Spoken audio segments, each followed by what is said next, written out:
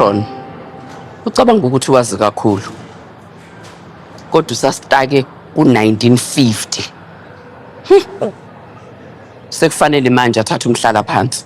Hawu. Ngeke ningitsheleni.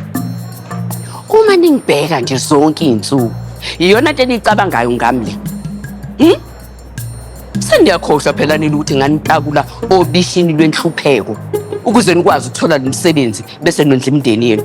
Nikukhohliwe lokho. Sorry kancane Metron. Awuzange uzosho ukuthi lezi ncwadi zizoba anonymous. Sengawabhala amagama ethu. Singabhala amagama. Akekho umuntu ozokwazi uzofaka ibhokisi. Hawu. Yazi ukuthini?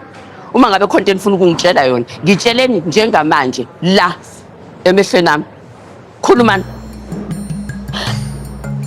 Uma ukuthi sikhathele masikhathele ngaphakathi emathanjeni. Sibona ngathi futhi le roster ayisebenzeli thina. Ubani wantshela ukuthi kuba unesi umsebenzi olula nje? Ngatshelwa ubani lokho? Ubani owantshela ukuthi ukuhlenga impilo zabantu kungenziwa yinoma ubani? Nakuzwaphi lokho? Metron, asicelile mhlawumbe ukuthi usiphathise kwamakhosi noma abantwana basebukhosini. Yazi mesishayisa la sanempilo fanele sihambe soyiphila nasemakhaya. Sikhathele. Ngoba nakho mina nginayo impilo fanele ngiyiphile.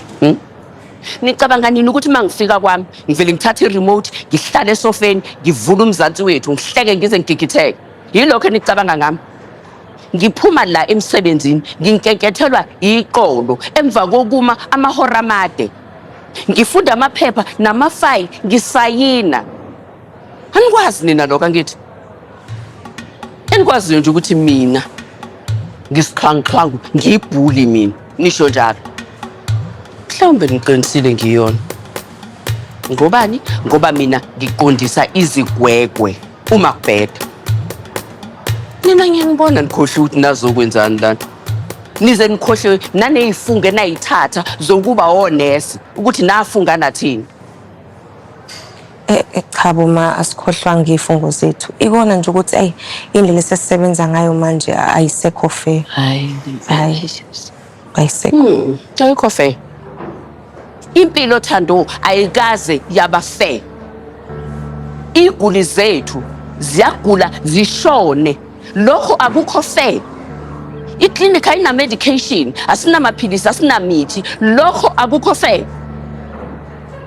Nina nicabangela umuntu, nizicabangela nina nodwa. Into enicabangayo nje ischedule namaqaka lami lawo enikhuluma ngawo akhukhumela agcwele imfihlo. Yazi ukuthini? Ngazi ningikhuluma nani. Ngoba ngizinhliziyo yami iphenduka nesicancane ngizoze ngenza into engafuni kuyenza. Phumani la.